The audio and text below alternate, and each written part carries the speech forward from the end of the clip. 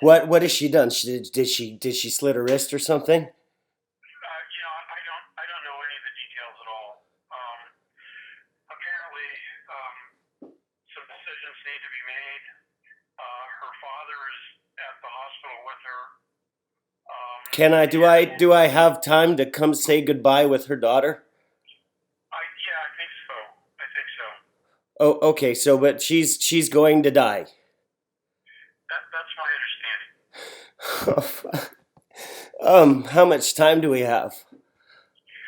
Well, apparently, um, the decision needs to be made of whether to withdraw life support. Okay, is she conscious? I don't think so.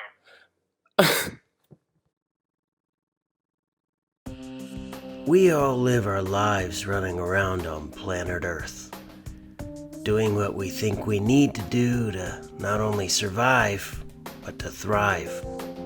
Unfortunately, suffering happens.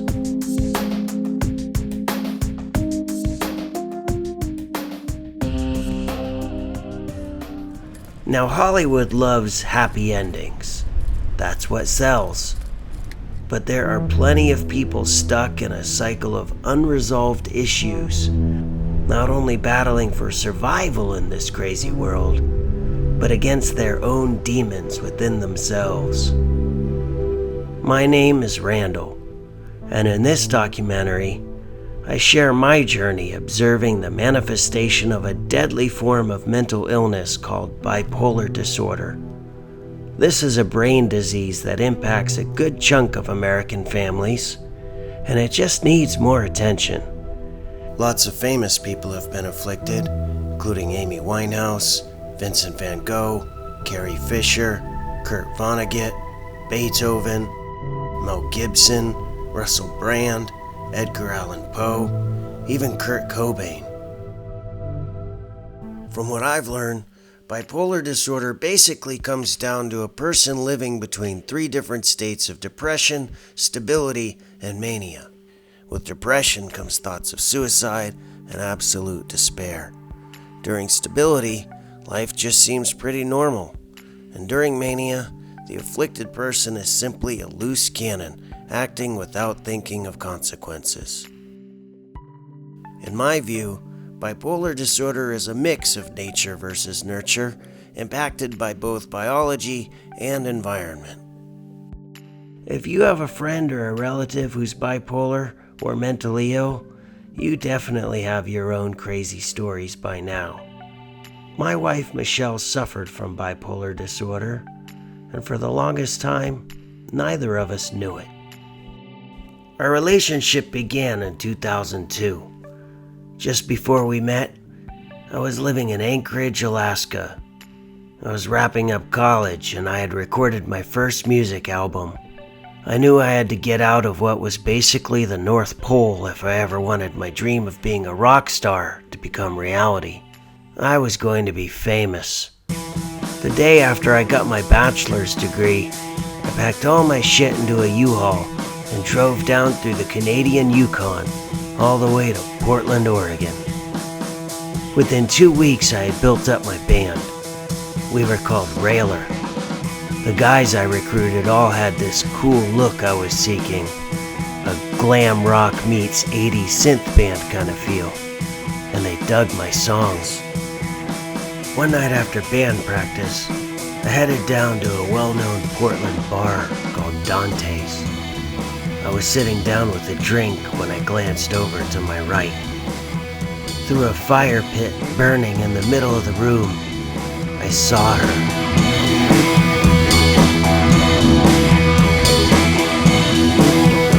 I said or did the right things, as it wasn't long before we were making out at the bar, and when the bartender started throwing ice at us, we knew it was time to make for the exit. Outside of the bar, the conversation and mood turned to a moment I remember with absolute clarity. Michelle looked me straight in the eye and delivered a set of words that would define the rest of my life on Earth. She said to me slowly, "I have to warn you, I come from a crazy family." I didn't know or appreciate at the time just how powerful those words were. But as she and I began dating, Michelle revealed to me her family history, leaving out certain details that would manifest later in our relationship.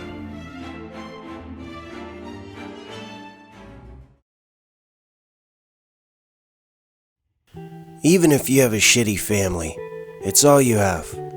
Your family has a huge impact on shaping who you become as you grow up. Traumatic childhood experiences like abuse, neglect, and a range of home dysfunctions like witnessing violence, substance abuse, mental illness, parental discord, or crimes in the home all contribute to how well a kid can grow up to succeed in life. Kids are affected by events that threaten their safety or the safety of their parents or caregivers. These traumas can be the result of physical or sexual abuse, domestic violence, even natural disasters and war. Luckily, I never had to deal with that. My side of the family was a military family that never touched drugs, was law-abiding, and middle class. My parents started out poor and worked damn hard to raise their career levels to provide for our family. My upbringing was drug-free, and I had to be in bed by 10. Michelle, on the other hand, was born to parents who were drug addicts, with a history of mental illness and trouble with the law. One of her grandmothers was schizophrenic, the other was bipolar. Her mother, Dana, and father, Tony, split when Michelle was 1. Tony stayed out of Michelle's life for the most part, other than popping up occasionally to ask her for money. Dana was just 17 when Michelle was born. She was a wild child with her own past abuses. Working as a cocktail waitress at strip clubs, Dana would leave Michelle with either one of her grandmothers or in the hands of men she had just met. When Michelle was 5, her schizophrenic grandmother nearly smothered her to death with a pillow. From the get-go, the odds were against her. When Michelle was 13, her mother introduced her to meth. She ran wild and free, staying with various friends, landing a job at a photography studio a few years later. Her sense of self and style were formed during this adolescence, and dark subcultures appealed to her. She romanticized Robert Smith and The Cure, and became a fan of Roz Williams, a disturbed poet who had committed suicide. When Michelle and I met, she told me she had recently moved to Portland from Florida, ready to start a new life on the West Coast. She was a bartender at a local nightclub, and I found her irresistible. The first night we spent together, Michelle introduced me to cocaine.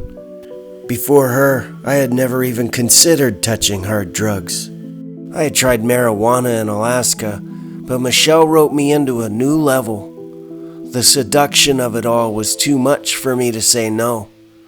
My brain had never been so activated, flush with the chemical reactions from the poison they mix in that shit.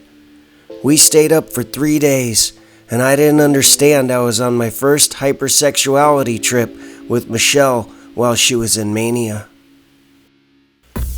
Michelle's bartending and my band were our path to partying. I was living my rock and roll dream, and things began moving fast. After just 11 shows, Railer won a Portland Battle of the Bands competition with over 75 band competitors. We were discovered by Ross Robinson, who at the time was producing The Cure's new record. Railer was flown to Los Angeles by Warner Brothers Records and The Cure's manager, John Reese. He had previously managed Guns N' Roses, another one of Michelle's favorite bands. We rode in a limo to SIR Studios, where in front of us sat a room full of executives from Warner Brothers, Island, Interscope, Geffen, Sony, and Columbia Records. During our showcase, I flipped off all the executives as part of my stage act, jumped off stage, and lap danced the fiancée of one of the label presidents. It was me that blew our band's best chance at a record deal. The late night and after-hours parties were offset with both Michelle and I setting our sights on more solid career paths. I started selling radio advertising while Michelle enrolled in nursing school. Our love continued to deepen as together we explored the beauties of the Pacific Northwest. Wow.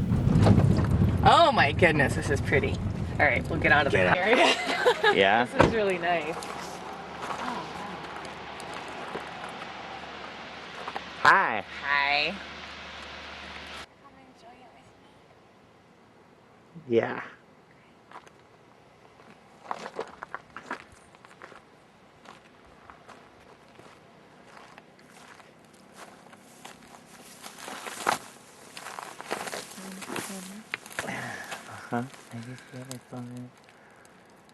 It's about 7:45 in the morning, so let's just go inside and wake him up. Honk. I just wanted to get you to be handsome in the morning. How are you? I have this ass.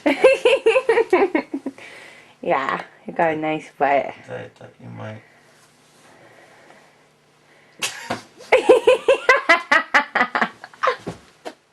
On our many weekend trips together, Michelle and I discovered what would become sacred places for us, including a lighthouse rumored to be haunted by the ghost of the lighthouse keeper's wife, Mary. She committed suicide in the early 1900s by throwing herself onto the rocks far below. Michelle thought the North Head Lighthouse would be the perfect spot for our union. We were married on May 13th, 2004. By the authority vested in me by the state of Washington, I now pronounce you husband and wife. You may now share your first married kiss. I'd like to kiss him. Woo! Gentlemen, it is my joyful privilege to present to you Mr. and Mrs. Randy. I couldn't have been a happier man. Michelle loved the notion of exchanging vows on a cliff with waves of the sea crashing below, like the music video for Just Like Heaven.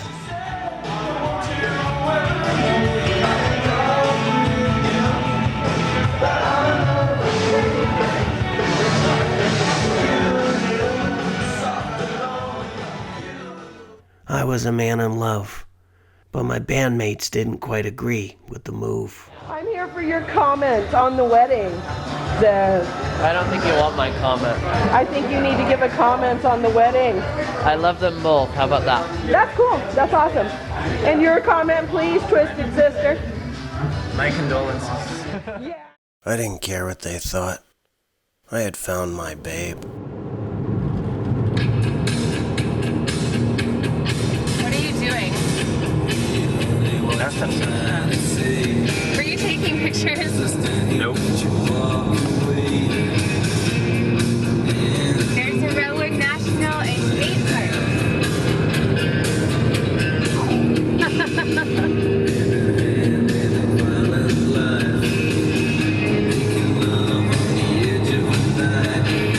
Are we making love on the edge of a knife?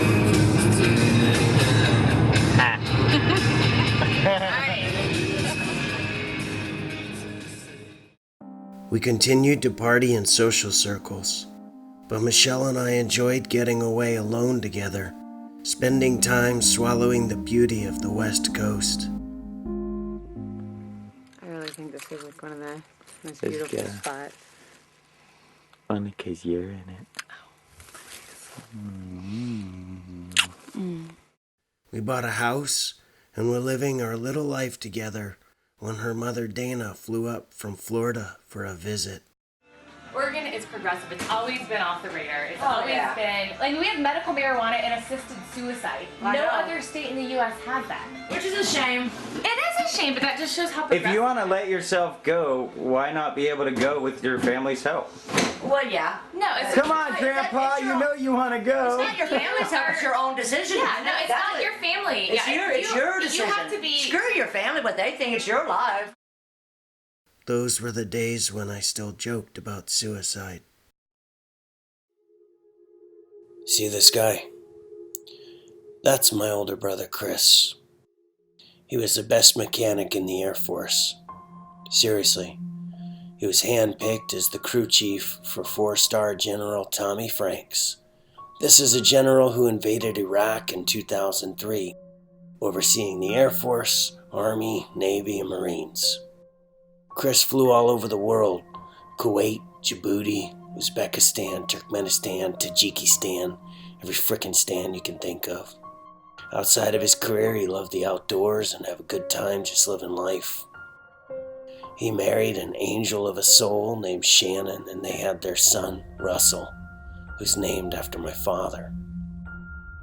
Soon after Michelle and I were married, we visited Chris and Shannon down in Tampa, Florida, where Chris was assigned to Central Command. He was studying to promote up to his next stripe, and he seemed to be in normal spirits. Something was bugging him really. Deep down, I could see it. He had witnessed a lot of shit in the military, and he'd never tell me what it was about. He'd always say, "Randy, I don't know. The guys we were shooting at 1 week earlier, or the guys we were building a frickin' runway with side by side the next week. I don't ask questions."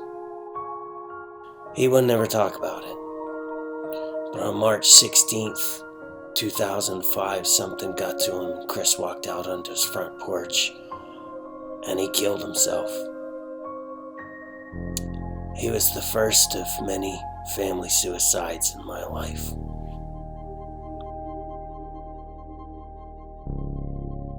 My brother's death changed me, but Michelle and I believed in the power of dancing and partying the pain away, so we kept on dancing.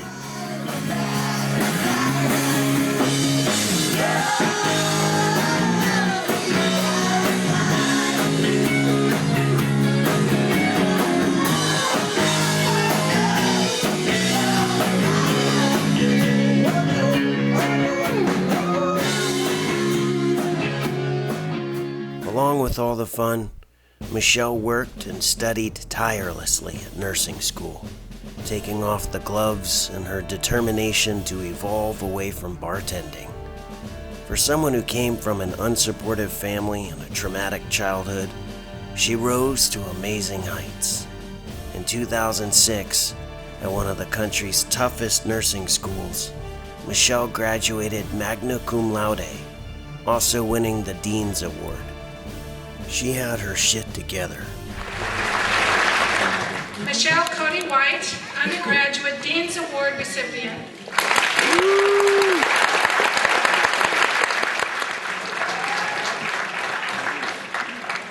Michelle Cody White, magna cum laude.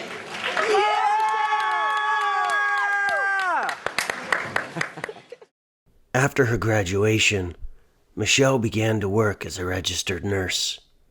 I designed America's first sharing economy social network and took a calculated risk by quitting my radio job to build it with some programmers. It was called Bright Neighbor, the first neighbor-to-neighbor network in America built to help neighbors communicate and share stuff. I licensed it to the city of Portland and our local electric utility, leading a new generation of sharing apps. Michelle wanted to see me succeed. She even helped with a commercial for the mobile version. Okay, are you there? All right, man, it is bad out there. I only have a few minutes for this transmission. The zombies, they are coming in hot and heavy. What we need is 1 box of 223 ammunition. So if you...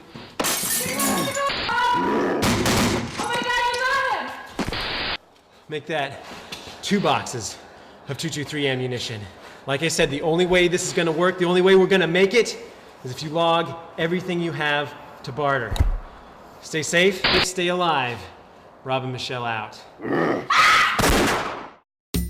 We both felt fantastic that we were doing good for the world. What'd you say? I said I have the best marriage I could ever ask for. I think That's how I thought you said. Oh, you heard me. You got me on tape. You evil man. Yes. How can I be evil I when have the best marriage I could ever ask for. With you, You're Randy too cute. Scott White. You're too cute. Yeah? Well, I serious. I love you. One night, Michelle and I went out dancing with friends at a club. On the way home, I was driving and she was tired, laying back with her seat reclined, when a drunk driver swerved towards us, hitting our vehicle head-on. From that night forward, Michelle began her chronic, hellish journey through life with constant neck pain, especially after coming home from long nursing shifts, lifting heavy patients day in and day out. She started physical therapy and a pain pill regimen. First, it was Vicodin. Eventually, doctors moved her to Oxycontin, oxycodone, fentanyl, gabapentin, Flexerol, and a whole other host of pain medications that I can't pronounce, but that way too many Americans get addicted to. Michelle had cycled through depression many times during our marriage, but the length of time between her depressive episodes was getting shorter. She was lethargic, negative, said she often thought about suicide.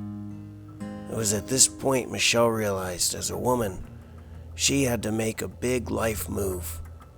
She wanted to grow as a human. After promising to titrate down from her heavy levels of medication, I gave my wife her wish. Her pregnancy was a shock and a letdown to my band, but I had made the decision to create a family with the love of my life. Her daughter Charlotte was born a healthy, happy baby. Even though we agreed up front we wouldn't have any children, the day Charlotte was born, I knew I would do everything I could to protect her and be the best father I could be. I also knew Michelle was in love with her daughter and cherished the little human who had joined the two of us.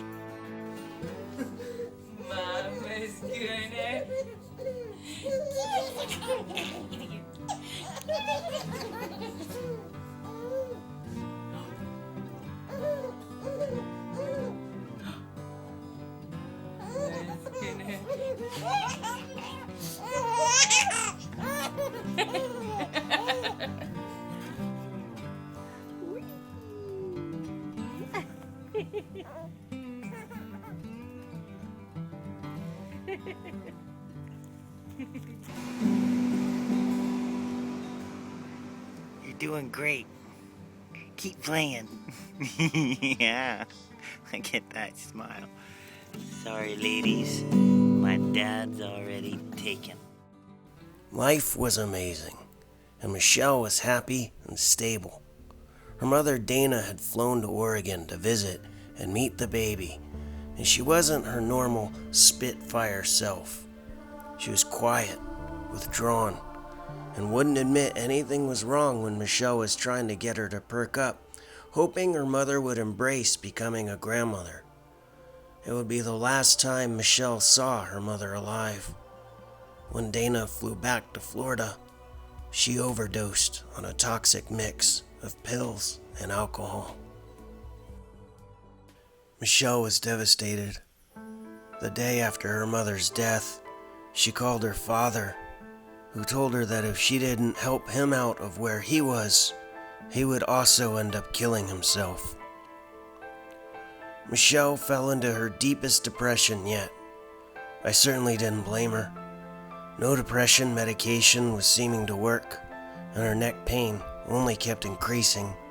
She tried everything: pills, surgeries, chiropractors, massage, acupuncture, physical therapy. She just could not get rid of the pain. To help lift her spirits, I agreed to let Michelle's father Tony come to Oregon, where she could help him.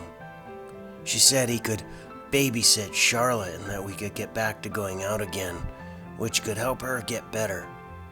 It didn't take Tony long to locate hard drugs to feed his own addictions. Was it hard to what? Get hold of your insurance people. I didn't need to get a hold of my insurance people. What am I thinking about? I'm thinking about something.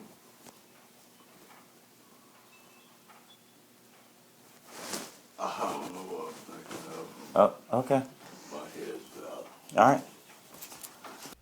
I did my best to help my wife rebound, handle a drug addict father-in-law, and be a father to a new little human who was only full of love. Tony now had someone to take care of him, and Michelle was happy because losing both of her parents would have been too much for her to bear. And this is the point when bipolar disorder began to ruin our lives. Michelle flipped, experiencing a complete turnaround from depression to mania, becoming loud and acting without regard for me or Charlotte in any way. My baby's crying. My wife's ignoring her. She's drunk on the front porch into her 5th cigarette of the night, wearing headphones on her iPhone.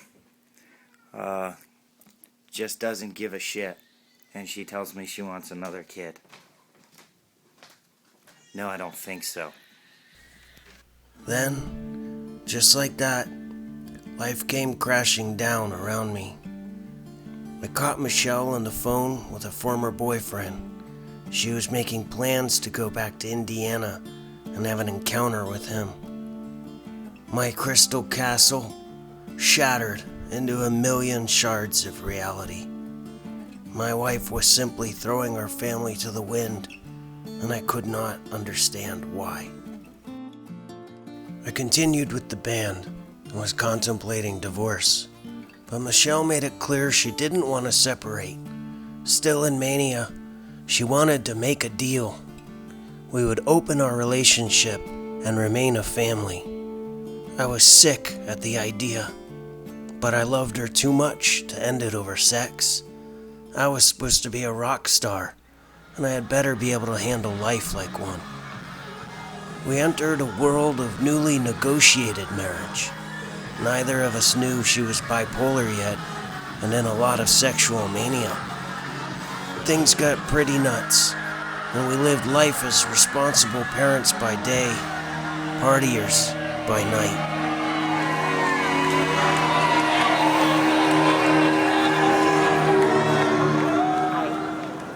What do you have to say? You want to feel younger?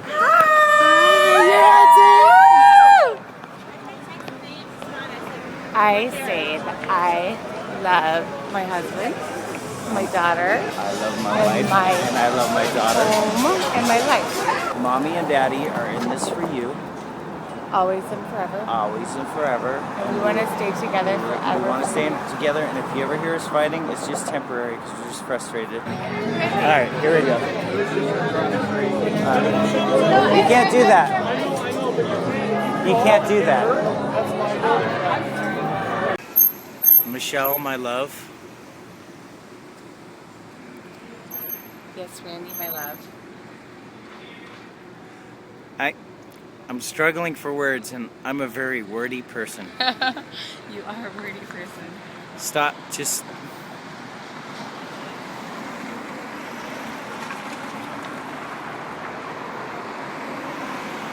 Randy,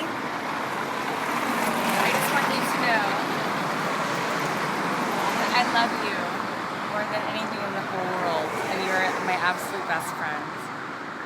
And I want you more than anything else in this world right now. And yeah, you just need to understand that.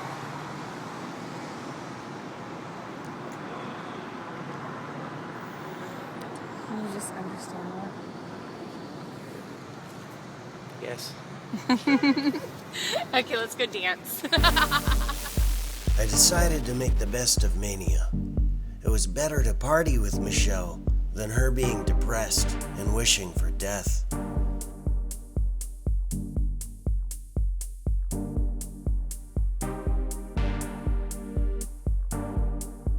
During mania, Michelle's social skills would open up to push the bounds of how wild we could get. But working full-time and partying eventually takes its toll. Manic energy runs out, especially when you're also parenting full-time. Michelle was a loving mother to Charlotte, and did her best to balance the internal battles of her undiagnosed bipolar disorder with trying to be a stable family. There are long periods of normalcy at times, and we cherished raising our daughter together. Charlotte was an anchor to keep Michelle balanced and responsible. Michelle's disease wasn't so far progressed that she couldn't return to a state of stability between mania and depression. Go away, big green monster. Go away, green monster. And don't come back. Don't come back. Unless I say so. I said so. And then what? The end. Very good. Yay! Our life never stayed stable for long. My band had lineup changes throughout the years, and Danger Dave was an amazing guitarist. He had struggled with Railer not going on tour, and I was unable to give a live music career the attention it deserved. For his own reasons, Dee Dee put a gun in his mouth and ended his own life. It fucked with me. I had lost another brother. On top of that, Michelle's depression and neck pain were creating problems at work, and her suicidal lethargy had returned. I was concerned, and we agreed she should be institutionalized. She left after just 3 days in a program. The cycles went on. It seemed we were always still dealing with the fallout from her depression and manic behavior swings. And that's when Michelle kicked our family self-destruction into overdrive. Hang on. Say bye, Mommy. 5, 4, 3, 2, 1, go!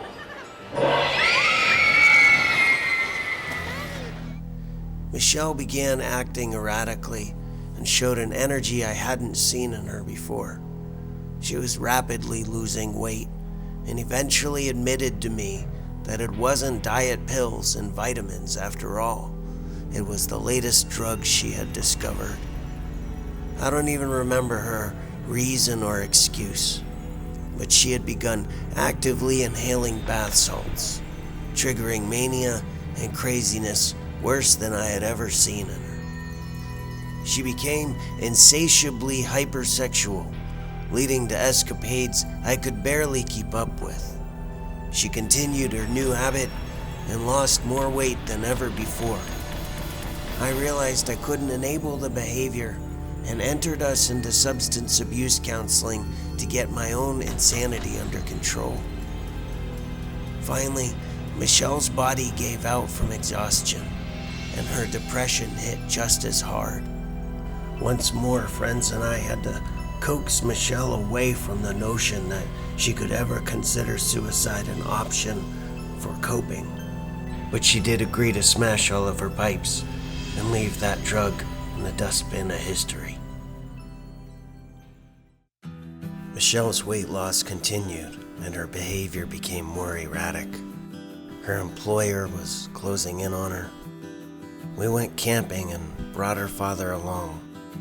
There he threatened suicide unless we could help him financially. I walked him to a cliff, and I told him to jump. He didn't pipe up again after that. The spring was turning into summer, and Michelle's mania began to kick in, though at the time we didn't know what it was. I hope this will work. So, grab it.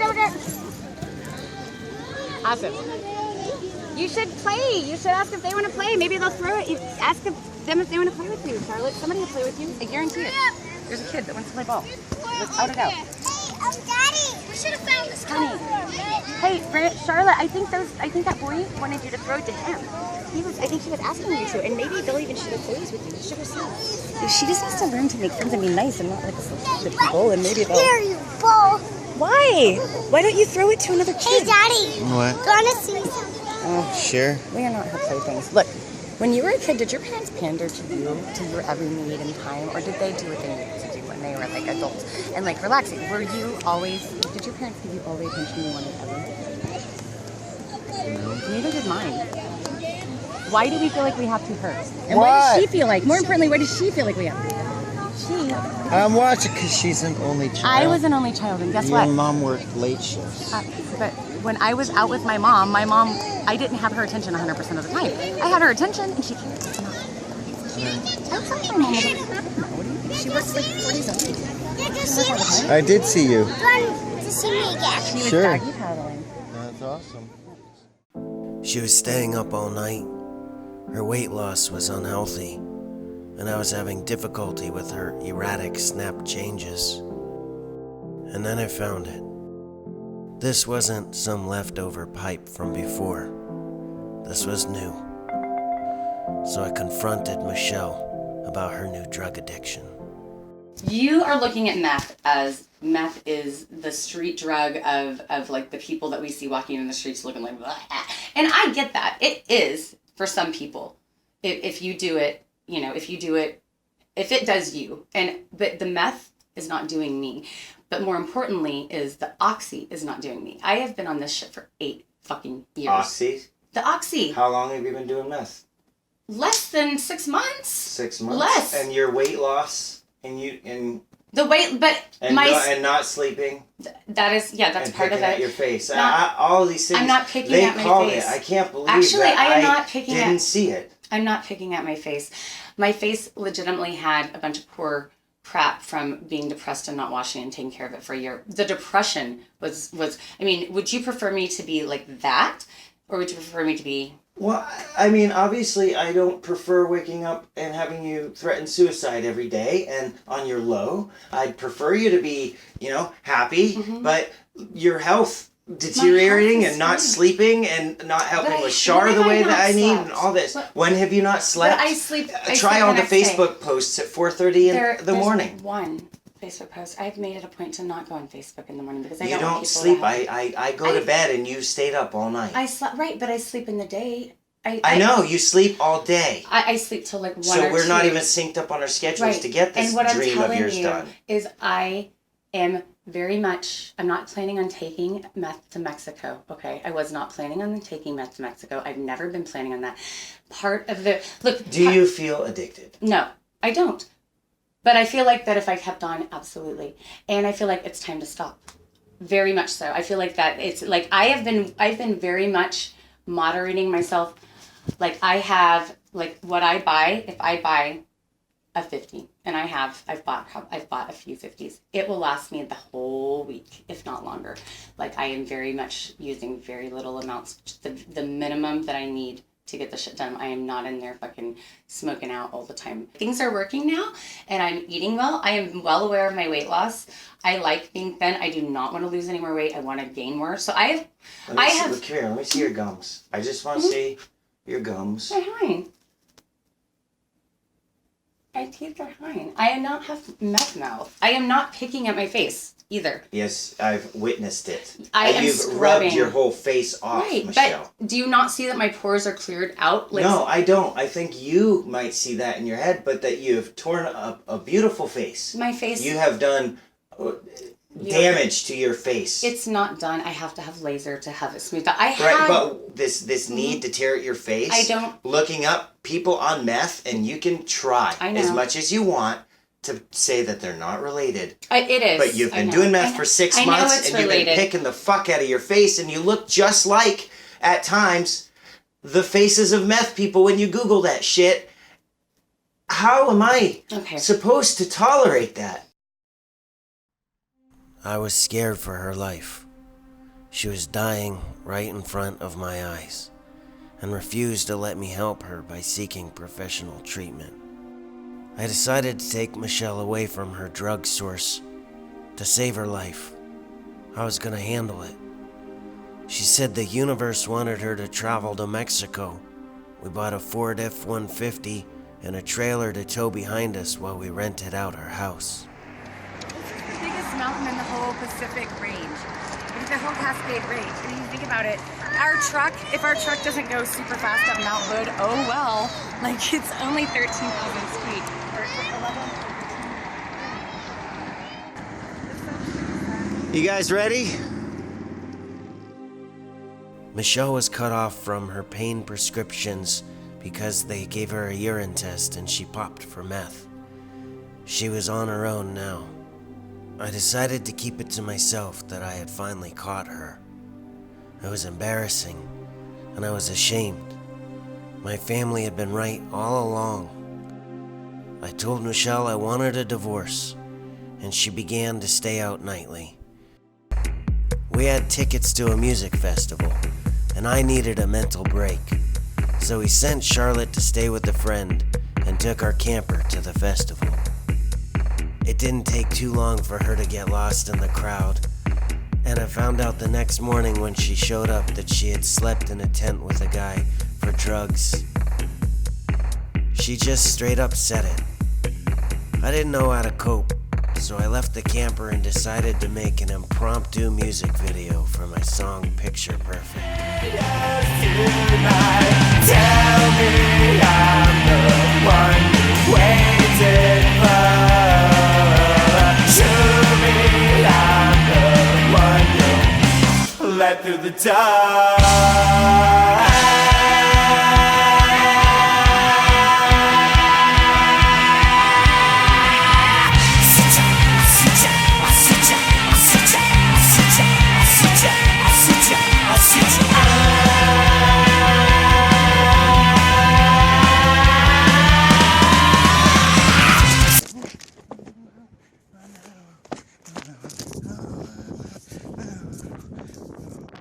Yeah, picture perfect. Everything was just going fine in my life. Oh yeah, I also got fired from my job. But I had to get her away from her dealer. We rented our house for the summer, and we moved out to an RV park outside of Portland when the renters arrived. The truck broke down right away, and being around Manic Michelle was driving me crazy.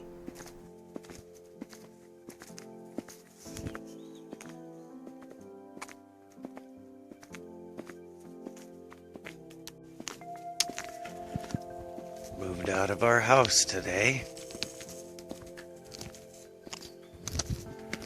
Been there 12 years. Really stressful.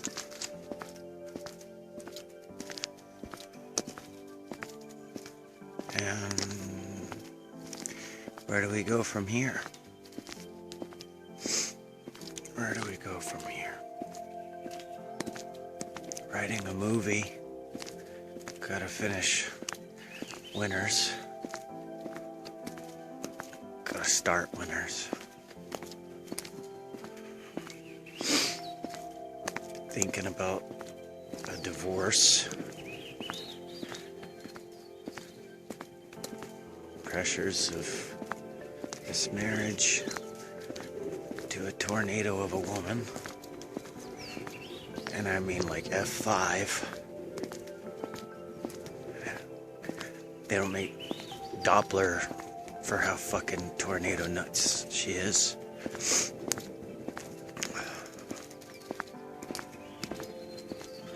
And gotta think about my little girl. What's best for her?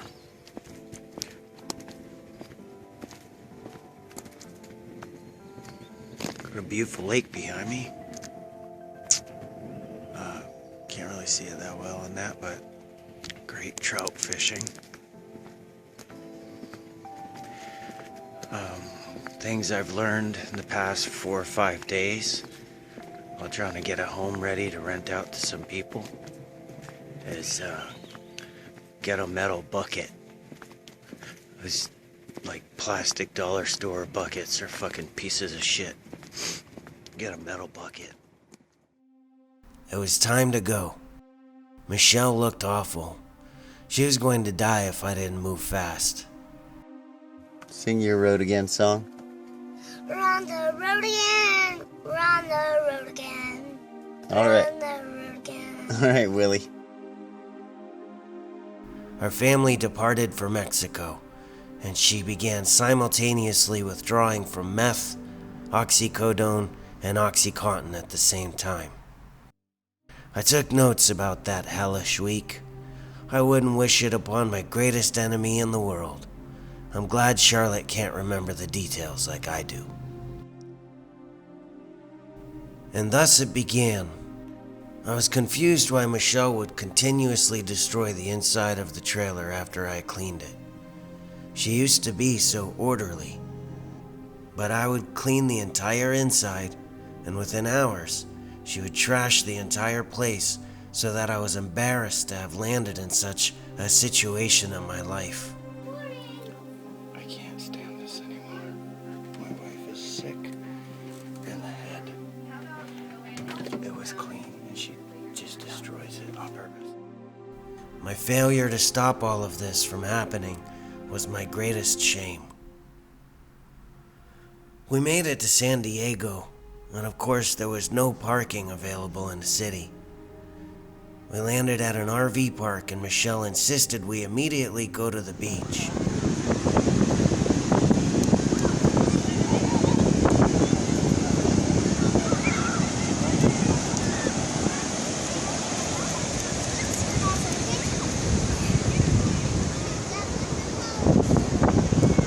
What do you think?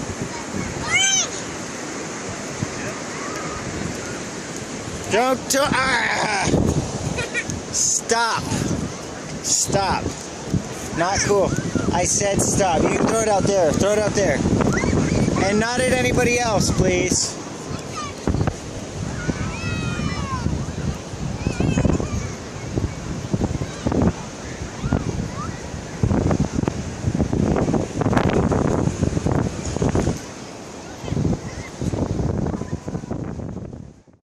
She was fading. Again, she tore the trailer all to hell, and this time, she finally found what she had been searching for. How stupid was I to not realize she had hidden a stash of meth for the road, and had been trashing the trailer because she forgot where she had hidden it. She finally found her stash and ingested it. Great. Yeah, you really fucked up, didn't you?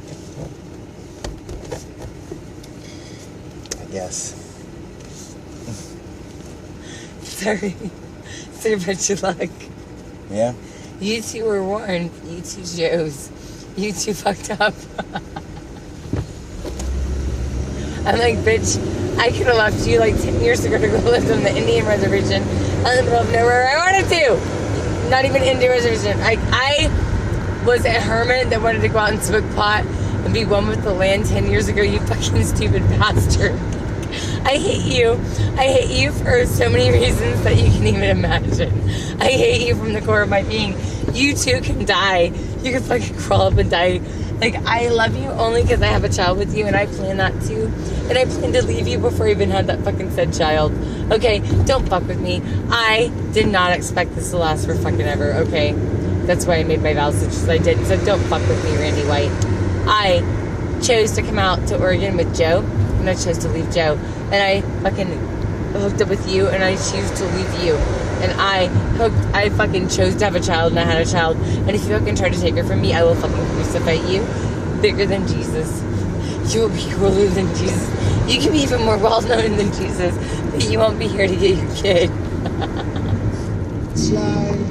Tan my sluggish hide. Fuck with me, please. Wet Try. dream collision on king sheets I of dare bliss. you. Try me, bitch. I want you to. I haven't fucking fucked with somebody in a long time. And in case you didn't know, I too am a white bitch. And will kill you. But not the way you want, or even fucking. Maybe you will never know I hate you.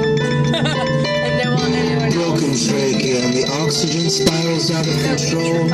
Far too It's really loud and our kid doesn't like it. Sail the seas on empty ships, searching for treasure long lost in centuries of old eclipsed. Get me to a fucking hotel like I asked you fucking 3 hours ago. She doesn't. Motherfucker, I don't care. She doesn't. I asked you for a hotel, you deny me. Get me where I need to fucking go, and I will stop being a bitch. But until you there, do that, no, I am gonna be a bitch because you will not give me what I need. And I've asked you 3 fucking times. Leave me alone. Leave me alone. You okay? Whatever.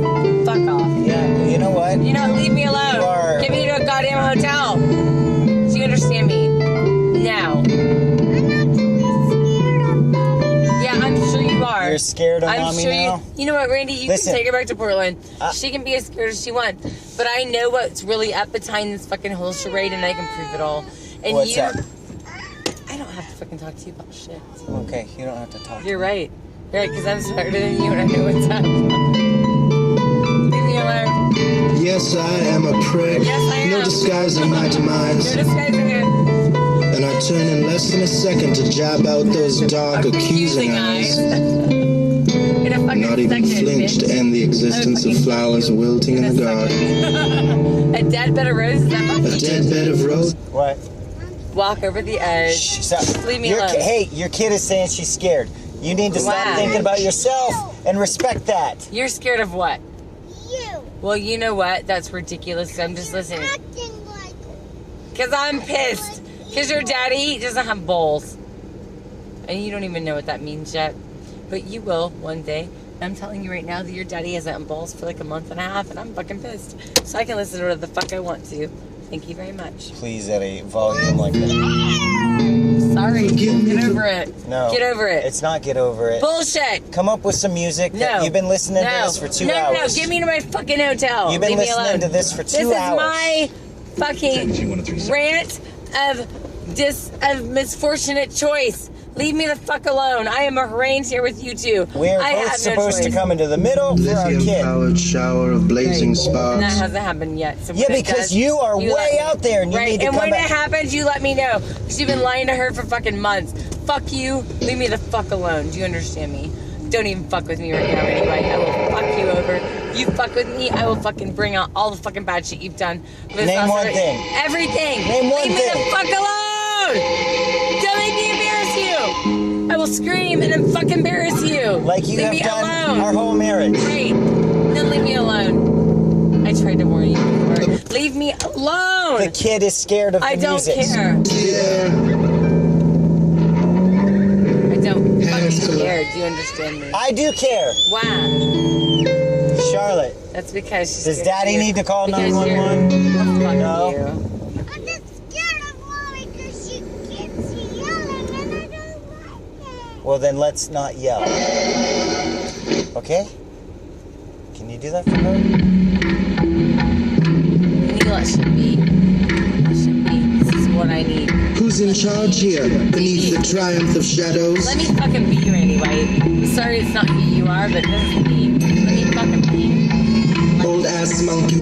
Let me fucking be. And you keep trying to fucking... Because she's you keep screaming. Bullshit, because you are acting like an asshole. You know what I'm saying? You can't let me be. You can't let me be me because you want me to fucking be someone else like your fucking mother who fucked you up.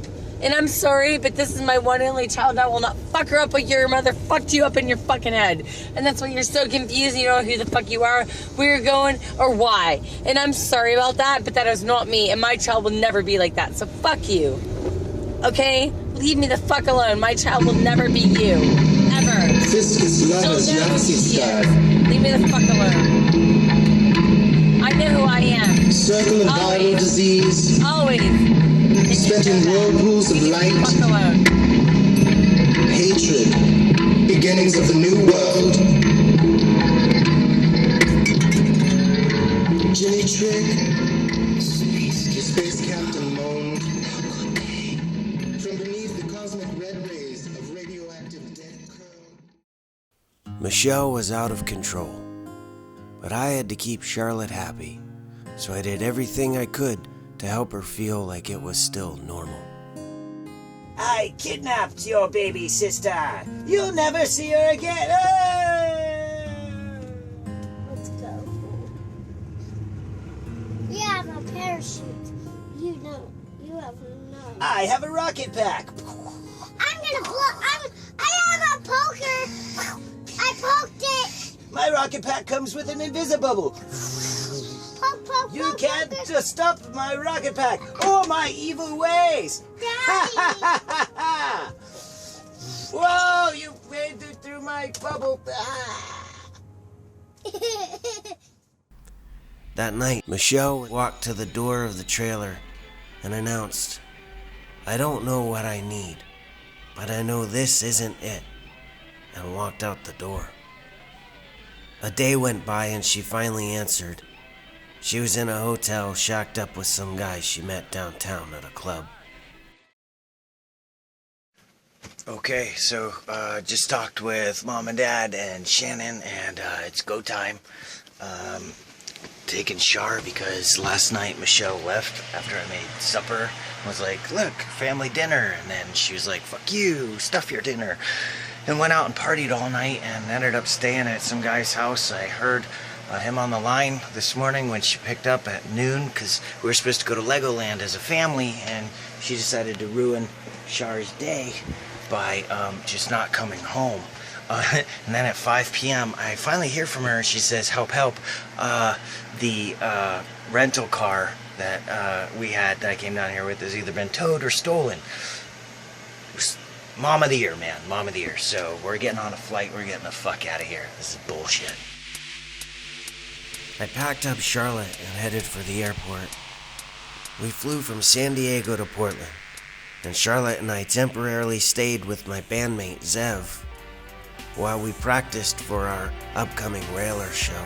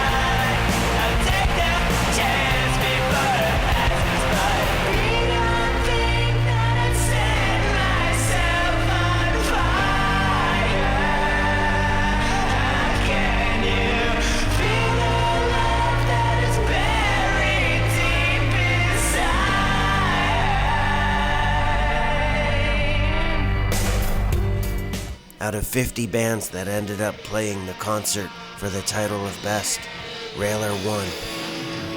Again.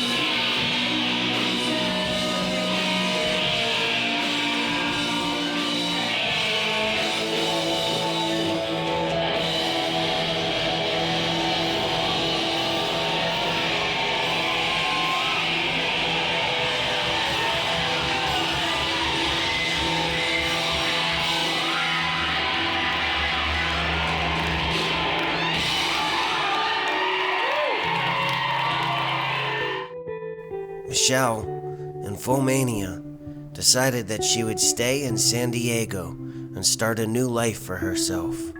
I knew her depression crash would be coming, and I hired a lawyer while preparing our house for sale.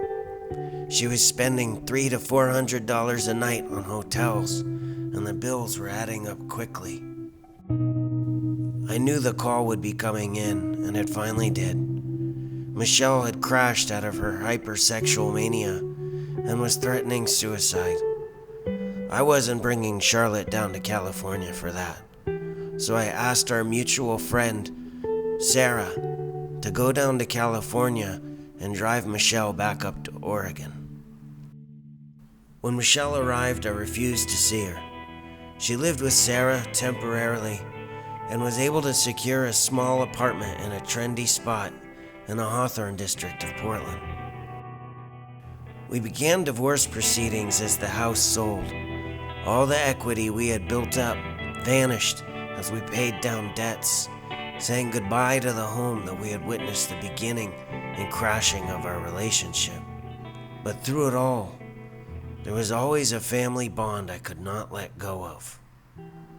With no place to go after selling our home, Charlotte and I moved into the one-bedroom apartment with Michelle, and I slept on the couch.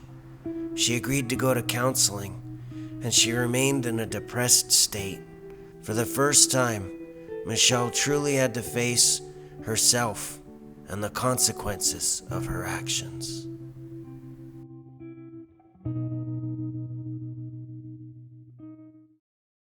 Michelle wrote a long letter to my parents, coming to terms with what she had done. It was the first time she had admitted that she had a problem bigger than her ability to handle.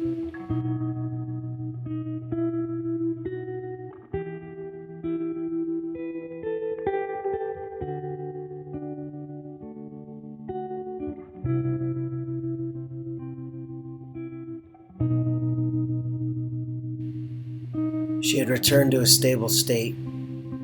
After moving into a small apartment, returning to normal family life and work, I decided to call off the divorce to try to mend our family. It was important to keep Charlotte's spirit and sense of security intact after the nightmare of what we had been through in California.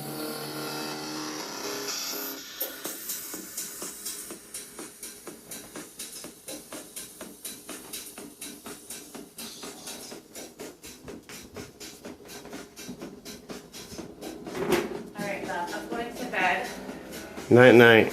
Night. What are you doing? I was filming our kitchen. It's cute. I like our kitchen. I do too. Night night. I love you. I love you too. Get some sleep. To pay off the bills that had piled up from all the spending, we had to sell the house.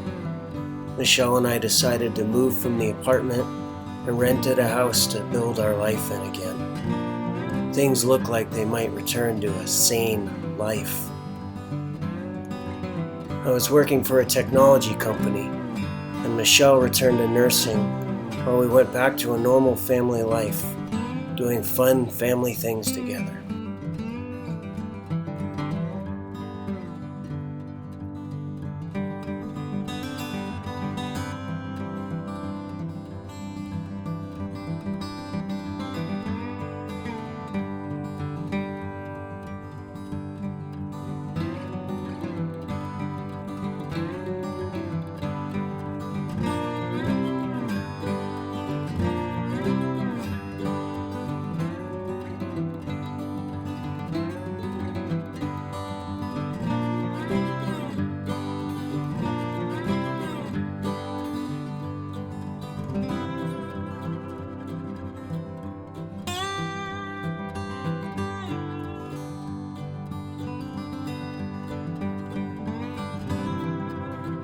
We had put it all behind us, and we were looking toward the future once more. The girl who needed to run wild and free was happy, and we were back to our normal, joking spirits. Look down, Daddy. Wow, we're really high up. What if we fell? Well, then we fall. See ya. And then we'll die. We even visited the lighthouse where we were married, so Charlotte could see how well we were getting along as a family, with Michelle telling her that she would be the ring girl at our new wedding ceremony. But something was building inside. Michelle's behavior started shifting once again, becoming erratic, unpredictable, and soon would turn into her final mania.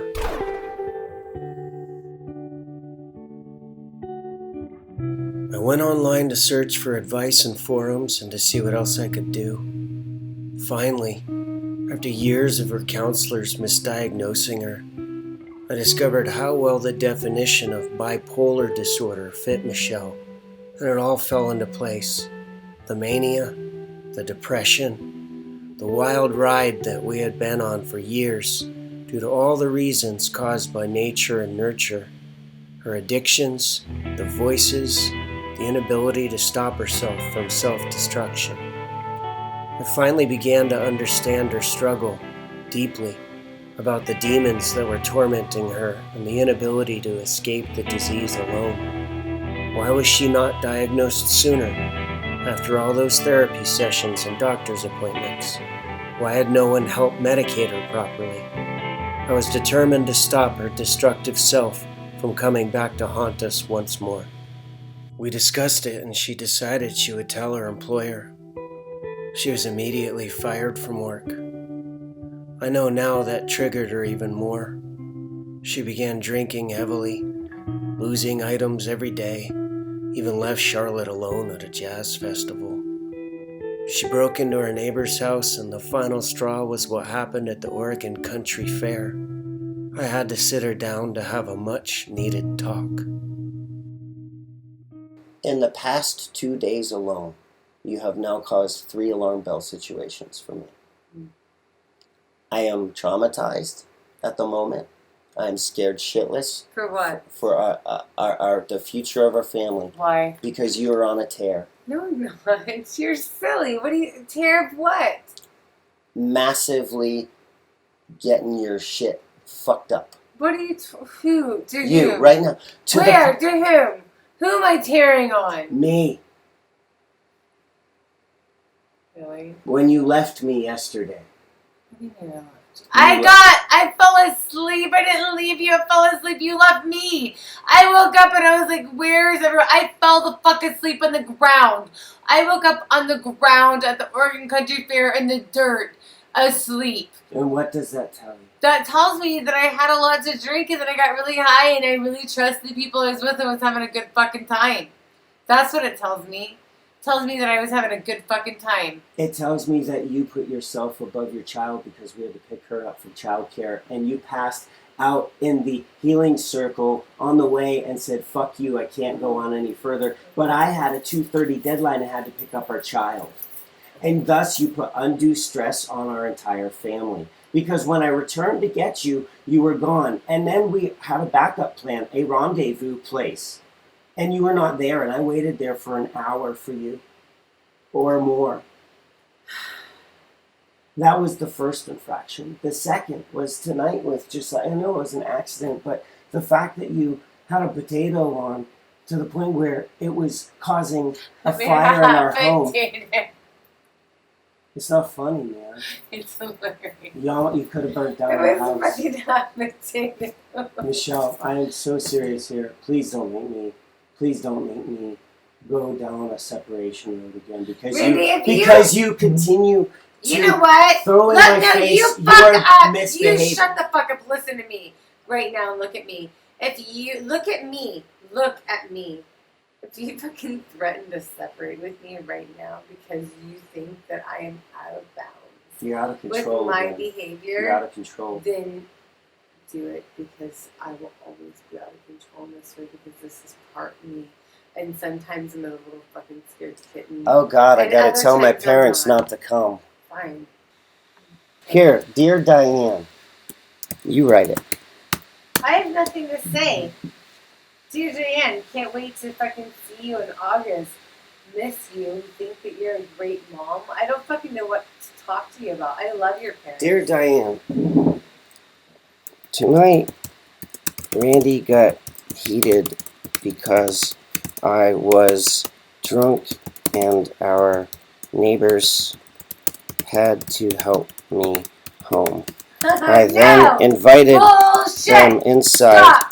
Insert stop. Okay, No. what happened then? No. Tell me what happened. Give me the report. Tonight, Michelle got drunk and went over to the neighbor's house and said, hey, what's up? You're our neighbors. Hi to fucking neighbor. You guys seem cool. Blah, blah, blah, blah. We're cool too. Here's my cool husband. Come meet him. Blah, blah, blah, blah, blah. We live right here. Oh, yeah. Here he is. Oh, sorry. Yeah, I had no idea he wasn't cool and he wasn't okay with that. Because I know you're a musician. I was plenty cool. Remember, I was very inviting, and I was like, "Hi guys, we're neighbors." They fled. I never said I was normal. Fuck off. You don't know what hit them. They're like, You punched them and I finished them I off. showed up in their house and they're like, and I'm like, hi, I live across, and they're like, no, the guy in the truck. Shh. Were they outside already? No, they were. I went into their house. You went in? You barged in their house. No, I was like a ninja. Like I just showed up. You broke into their house. No. They could shoot you. No, I didn't break into anything. They were just there. Did you walk in their house, Michelle? You can get shot. I know. And sent to jail for breaking and entering. So it didn't happen that way, though. It was funny. What did they do when you walked in? What did they do when you walked in their Like house, that. Michelle? Just kind of looked at you. You're lucky you didn't. I mean, No, good they thing were happy you're to an see me. attractive woman. They're like a hot girl. Yeah, they're like, hi. maybe they were like, our night has arrived. God, you've answered our prayer. She just walked in. Dude, DP, DP, DP. Nobody tried to throw me out. This is the difference between a woman breaking in a house Nobody tried to throw and me a guy out. breaking in a Nobody house. cussed Oh my at God. me. Nobody said anything wrong. It's brilliant. People smiled. If you want to rob someone blind, literally just send a Just naked be a woman pretty right girl. on into Be a their pretty house, girl. stun them, and make a cash and grab or something while the dude's in the back window. Give me So the ass. somebody- Show me your ass wiggle. Show me Somebody your ass wiggle. said some kind of words. Okay. What words were said? Ass wiggle? No, when they're looking at you and they're like, you said, like you're standing there in a fucking living room. No, I was just like, I bullshitted my way from the get-go. They didn't know if they were coming or Let me going. ask you just the most. They were just happy that I had joined their company. Let me just ask you the most basic question about the whole absurd premise here of this story and what just occurred. Why did you walk in their house in the first place? Because I knew that they liked to get fucked up. And I was stoned. And I was like, yeah, yes, I wanted to. And because I was looking for something. And yeah, I just did. But I cannot say that's responsible parenting. I cannot. I was not going I out cannot- as Charlotte's mommy. I cannot This check was the box not- under responsible Fuck off. parenting. This was not, I am Charlotte's mommy and thus I go. This was, I am Michelle and I'm fucked up. I And have I'm news for making- you. You're Charlotte's mommy whether you're fucked up or not. Right, but she's asleep and you're her daddy and you're fucking awesome. Whether your kid's sleeping or not, you're still her mother. Always. And I'll get her ass out of grass forever. But that doesn't mean that I have to be fucking a lily white everything all the time, because I'm not. And I'm sorry if you're not. I'm sorry that if you have a hard problem with me being I who I would am. get shot if I fucking waltzed into our neighbor's house going, here y'all like the party. That's because you're not a girl. No fucking shit. And is that something I should expect from my wife? To walk into strange men's homes because she hears they like to party and then invite them over into my very private space? What are you going to do on my days off, Michelle? This is a trust issue, and you are ignoring it at your peril, at your family's peril. Okay, I got it. You're right. You're right. 'Cause, yeah, I'm going to have like the big orgy as soon as you turn it back. I can't trust you anymore. You broke the circle of trust. That's fine, Randy. You do, yeah, you do all the You know time. what? You will always be the You know trust what, breaker. Randy? Never I should write made a it. song right here, right now on the spot. Let's see, call it Trust Breaker. Nah, it's been done. Fuck, what a trope. What's a new spin on it? I gotta get a different angle. What? I'm not being a dick. I'm being an artist trying to cope with you as my wife. Really?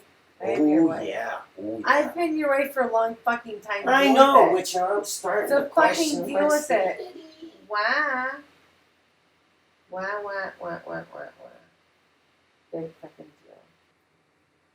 And you still refuse to even acknowledge there's a problem like you always have with your addictions. Until it's too late. Love.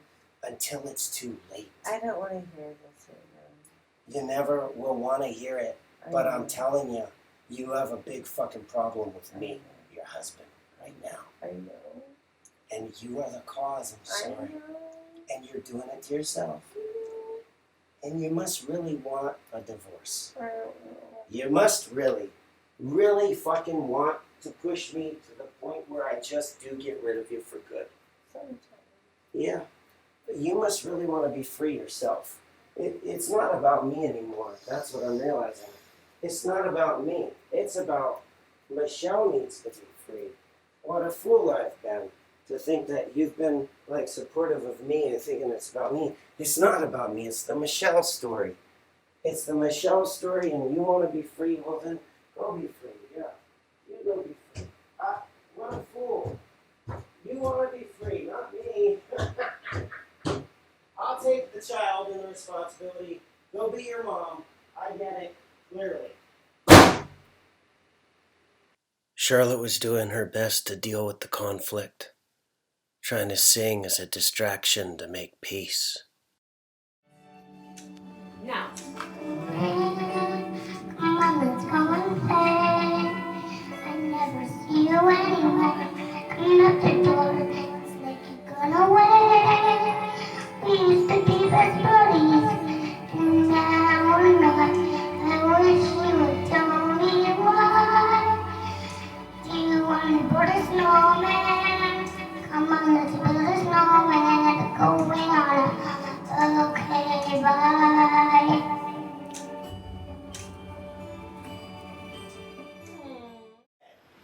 So anyway, updated story.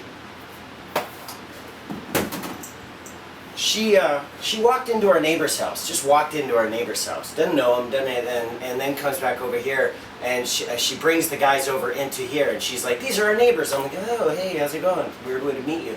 And they're like, "Yeah, weird way to meet too." And they fucking leave.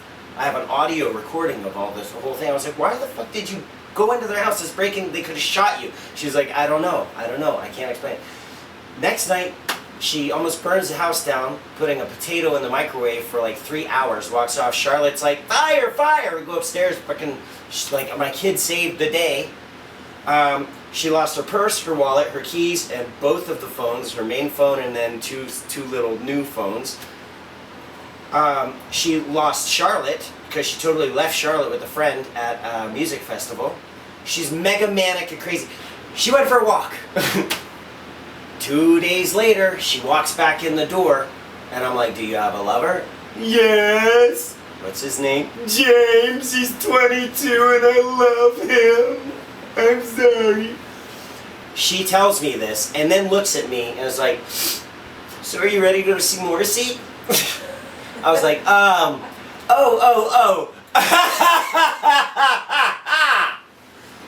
I go off to Edgefield, and then Michelle gets a hold of me and is like, "I'm here. I got the hotel suite," because for Father's Day, she'd got me the package, right? I got the growler and the room, all this stuff. I go in there, and the bed's already messed up. She's already been fucking someone in there. I was like, "What the fuck?" And she was like, "Oh, James," and I was like, out of there. It's like 3 a.m. and I'm just stewing. Yeah, she brought him there for my Father's Day suite, fucked him in there, and then was like, "Oh, but I brought your cologne and all these things. I brought your stuff." And I was like, "Ah!" You know, and I go. It's like 3 in the morning, and I'm just pacing in this room. I can't sleep, obviously. I'm like, I know what she's doing. All the imagery is going through my head. Anyway, so I just fucking drive. I'm going down the highway at 100, whatever, sorry, legal speed limit down the highway, but they're just still flying by me, right? It's all night, it's all dark, and I fucking get there. I just leap up the stairs, like 2 to 3 leaps, and I get to the front desk, and then I calm down, then I grab a water, right? And I'm like, excuse me, can I have the key to room 6, please? And she was like, we've been specifically instructed to not give you a key to that room. And I was like, oh, because my wife's in there with another man. Excuse me. And went fucking, so like, Michelle, open up. I'm naked. I don't care. James is here. I don't care. And then, you know, thugs come around the corner to like escort me as I grab it. She like opens the door. She's like, come in. I don't even care. And I'm like, and they're just like, okay. So I walk in, and the door, as it opens, I see my ultimate arch nemesis, the dude who's fucking my wife, right there, caught in the act. And they're both fucking naked, except she's got a robe over her, and he's got some pants on, a shirt. They'd just been fucking, and I see him, and it's my dead guitarist, Dee Dee, from Railer. So my brain snaps at the moment. I don't know what's real, what's not. The guy looks like a spitting image of my guitarist who killed himself. He's a 22-year-old guy, skinny, and I just fucking charge him. I throw water at him, and I fucking charge him. And I'm like, Michelle, him or me? He's got to go. And she goes, him. Now this is from the woman who not a week and a half prior, we just went back to where we got married, and she was talking about getting new wedding rings and having Charlotte officiate our new wedding. Yeah, why do you think I'm driving along, my windshield's like, there's my vision, here's the future, I've got a family, wow! And my fight just leaves me. I'm like, why would I dare even, I should thank this guy at this point, because I realize now she's worth nothing. I should thank this guy, and I sit down, I light one of his fucking cigarettes up, and I'm like, well, alright.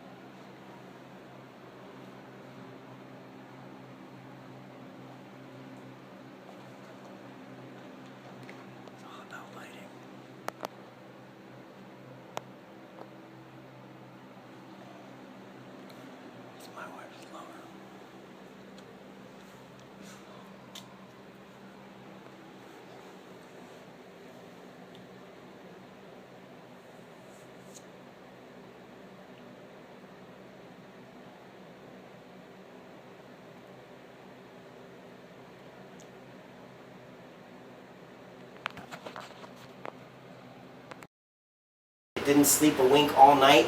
They fell asleep, and we woke up, or they woke up in the morning and got a growler, and because it came with the room at a bar, and we went and she got us kicked out of the pool because she said rules don't apply to me, and brought in alcohol to the pool, had an argument with the fucking manager of the place.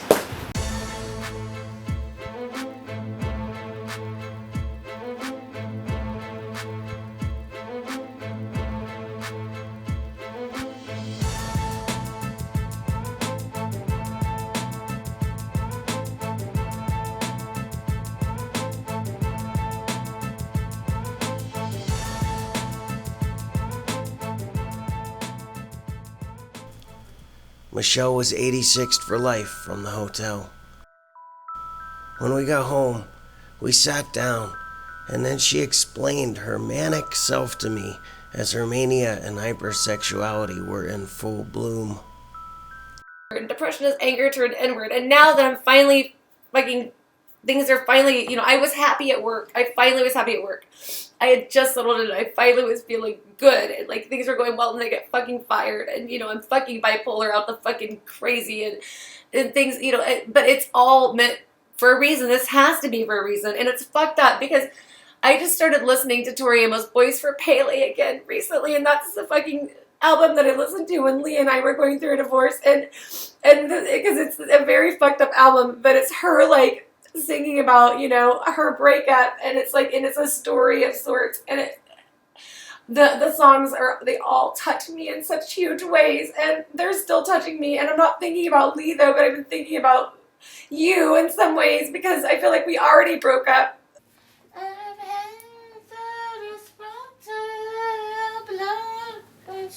And let you in. And if I'm wasting all your time this time, yeah. And if I'm wasting all your time this time,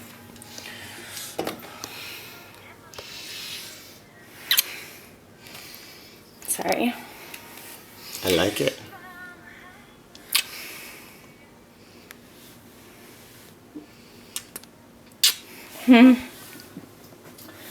The pain. We've gone through, I think this has been a long time coming. We have been fucking, you know, our relationship has been very tumultuous for a long time, and I said we've tried to just be completely monogamous, and we've tried to fuck other people, we've tried to, you know, we've tried it all, and it's just, and it works, but it's not enough. It's not enough for you because you need more attention than I can give you, and it's not enough for me because apparently I need other attention that you can't give me. We both need more than we can give each other. And you're frustrated with my mental illness. I don't fucking blame you. I would be frustrated. I hope that you find a completely sane person that doesn't make you crazy. I don't know what to say. I don't want you to have to deal with this the rest of your life. I don't want to deal with this the rest of my life. But at least, I mean, and good luck to find the man who will. I don't know. Maybe nobody can. Will you go into a clinic? Yes, I told you I will. I will go into any clinic. I'll do whatever they tell me to do. I want to get help. I will bring you in as soon as we can. I want help. I don't want to be manic. I don't want to be depressed, but I don't fucking want to be manic and crazy either. I don't like this. It doesn't feel good. It feels like I've been fucked up with drugs. And I can't get off. And the only time I feel better is when I smoke a lot of pot or drink. But you know, that's the other thing. Like I've been sober with him, and I've been fine. We've been sober, fine. Like I don't have to be fucked up to be with him. I'm proud of you for that. And it's not that I need to be promiscuous. I need the attention. Maybe my self-esteem is so fragile that I need other people to tell me I'm beautiful and show me how beautiful I am, because I don't believe it anymore because I'm getting older and I'm feeling less attracted. But for him to like look in my eyes and to know that I am the most beautiful thing to him, and he's never met anyone else like me, and he thinks like I'm blowing his mind with everything, and I'm just scratching the surface, that's a good feeling. And you're gonna feel that too. And that's what love is. That's the cool thing about love, is learning about the new person and blowing people's minds. And you've got a lot to blow people's minds with, Randy. You're gonna blow every girl's mind you meet, and every girl is gonna want to be with you. Just like any guy that I will allow to get close to me will want to be with me, okay? I am not telling you that he is going to get to. I don't know that he gets that right yet. I'm not sure, okay? I'm not just going to replace you with somebody. They have to be super special. I mean, they would have to be super fucking special. I can't replace you. I don't want to replace you. You have to share me, and I have to share you, and that is where we're at. We have to share each other, but we have to do it in a way that's non-harmful to each other and our daughter, which means we have to be completely discreet, which means I think that we shouldn't announce this necessarily. I mean, we can quietly get divorced. We don't even have to fucking tell anyone. And we can quietly get divorced and no one has to know, and they can just think we're still a family. And we will be a family, except for those nights when we're out fucking other people, and or if I go travel and I have a travel buddy, like, you can tell your friends, but for the rest of the world, they don't fucking need to know. I'm not going to Facebook shit. As far as I'm concerned, I am still Michelle Cody White, married to Randall Scott White, but I'm also a girl that likes to go dance, and someone likes to go walk on long walks, likes to make out, and likes to fuck around, and likes to do drugs. I'm a lot of things, but I'm still who I was 3 days ago. Nothing's changed. It's just, there's just a new addition, and I didn't even ask for it. I'm going to help him grow up. And then I'm going to set him on his way. I like to do that. I think I like to grow boys. I've grown several. You and I were on par, and because when I met you, I wanted an equal. because I had just dealt with Joe, and I didn't want to be anyone's mama again. I was sick of that shit. I wanted an equal or better, and I found that in you, and I've been very happy with that. And you have given me everything I could ever ask. You gave me everything I ever wanted. You gave me, I own my own home. I was married. I went to college. I have a beautiful daughter. I mean, I've had love and security and a fucking beautiful career, and I've had great vacation. I mean, I have everything I ever, if you would ask me what I wanted in life when I was a little girl or younger, I have everything I wanted except for travel. And we've even had some of that, but not enough for my heart. Because in my heart, I am a wild gypsy, and I just want to go. Then go. You're going. I know. You're going. But I needed someone to go with. Now you have him. And I didn't even mean to find him. You'll take him away from his bad mother. I will, gladly. Because she's about to pop out another kid. Oh, dear. Right. She's about to... Dear planet Earth. Right. How we have soiled I you. told him last night, I was like, don't you worry about your mom. There are shelters for pregnant women and new babies. Okay, so now that we've got through all of that, do you feel ready to put it down? Because I do. I was defeated, but I loved her, and I wanted to move forward with the separation with as much dignity as I could muster. Over the next few days, Michelle embraced her new understanding of herself while also struggling with mania. You are on... Really? You are the most happy I think I've ever seen you. I'm manically happy, yeah. You are so happy. I'm so proud of you for being yourself. I'm violently happy. You are violent, I know. But I will kill a bitch. Violently. You're the biggest paradox I have ever... I'm violently insane. But happy about it. She was a mixed bag of anger and elation. All I could do was hold on over the next few days and keep Charlotte at bay. It seemed Michelle was arguing with herself more than with me.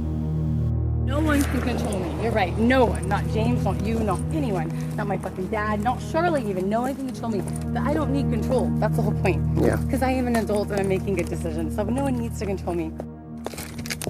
I'm going to get off my soapbox now because I'm getting angry. And I've got to go soon. Yeah. So I need you to Let me get back. the car Yeah, I'll soon. back out. Thanks. But yeah, I'm pretty fucking angry right now at the world. So not at you, but I'm definitely not happy camper all the time.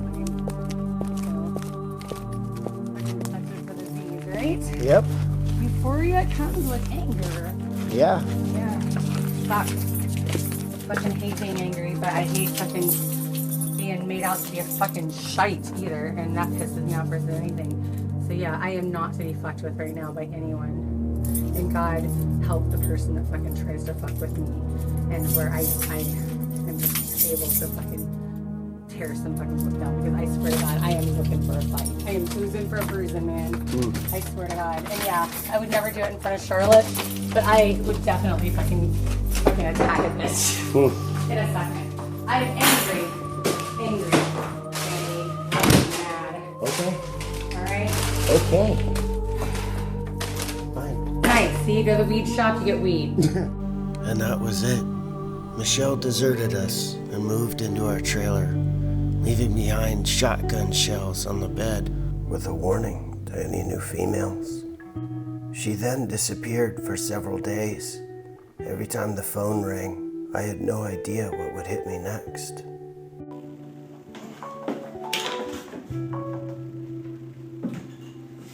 Hello? Hello, if you're a business owner that needs cash now, we can get... Michelle finally contacted me. She sent a text saying Charlotte was going to love her new family, stating she was in love again. She told me the universe was telling her to homeschool Charlotte on a beach in Baja, and that she was coming for her. For the first time, the father in me experienced the immediate danger of Michelle's mania-induced relationships. Charlotte had told me her mother left her with a man who had hit her, and I refused to hand Charlotte over to Michelle. She then filed a restraining order against me as a danger to her and Charlotte. The judge granted immediate custody of Charlotte to her for 1 year. So my parents drove Charlotte to Michelle and handed her over. I was devastated. I had lost my brother, best friend, wife, and now my child. My sanity was hard to hold together as I was also fired from my job. Michelle and her lover left for Baja, Mexico with Charlotte, where Michelle planned to finally release her mother's ashes. The truck broke down in Southern Oregon, and they were stuck. Luckily, my lawyer was able to set a hearing to dispute the restraining order. All right, here we are.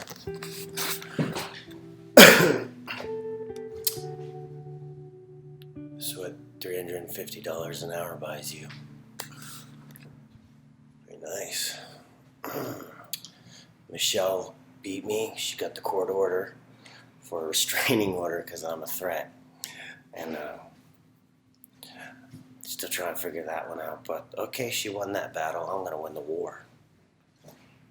Under attack and fearing for my daughter's safety, I pleaded for help from the government. This is Susan. Hi, Susan. This is Randy White. Hi, Randy. There is no restraining order that says she should have the child or I should not have the child. The restraining order that Michelle had served against me has now been dismissed by the courts. Could you please tell me the definition that CPS uses for an abusive situation that's a threat level that you do check on the kid? What I'm seeing is some historical things. I'm not seeing anything current. Okay, did you see the letter dated July 25th, 2015 from Edgefield McMinimans? Yes. What do you need from me to show you that my child is endangered? I would want some more information about what's happening now with the child and information about current drug use.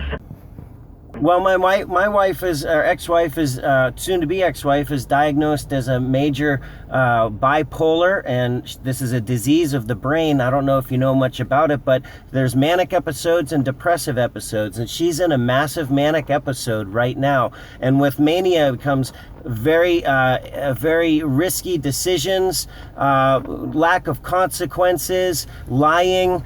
We're having a little bit of hard time of looking at the real imminent danger in the here and now because a lot of the information you have sent to us is a little bit older. Susan, I have two reports for you that are recent. One is on, she just met a guy named James at a bar and had my child alone with him after meeting him less than 24 hours before, and my child reported that he hit her. How about that?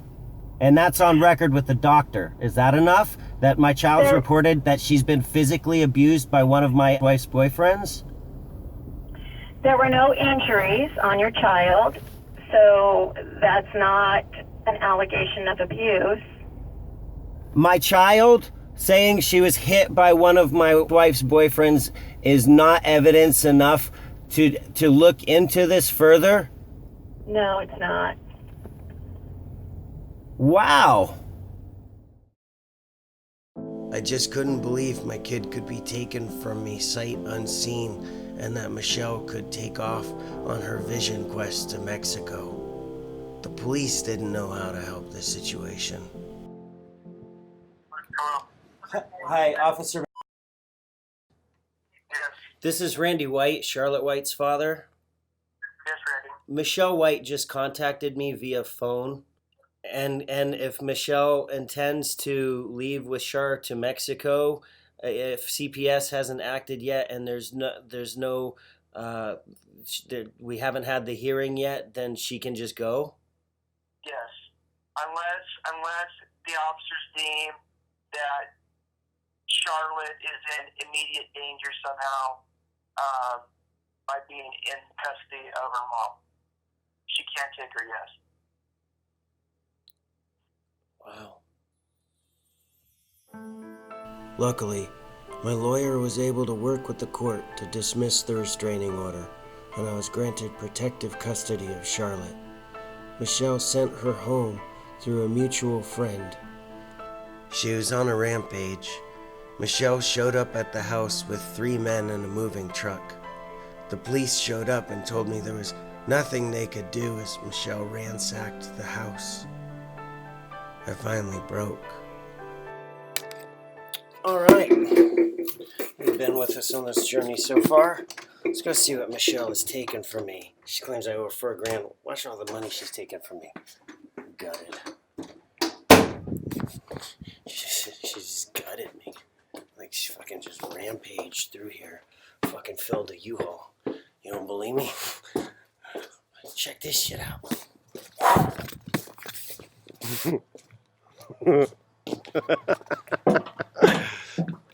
That's a person who... You even took the green carpet? Come on, man. Yeah, I'm taking my evidence so that when she tries to say that I owe her more, I owe her more. I owe her more after this gutting. I owe her more. More! I owe her more. More. I owe her more. I owe her more. I owe her more. More. I owe her more. Man, do I owe her more. For the shit she's put me through, I owe her more. I owe her more. I owe her more. More. I owe her more. More. I owe you more. Look at all this. But I owe her more, Your Honor. I owe her more. I owe her more. She's gutted the house, but I owe her more. I owe her more. I owe Johnny, I owe her more. Robin, I owe her more. After this, I owe her more. Jesus fucking Christ, I owe her more. Get out! Go! Get out of my home! Go! Are you fucking done?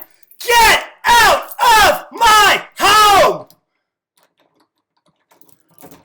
Go! Go! Now!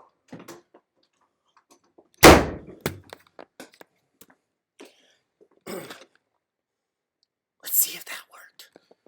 God damn, I just want her to go. She's like taking everything.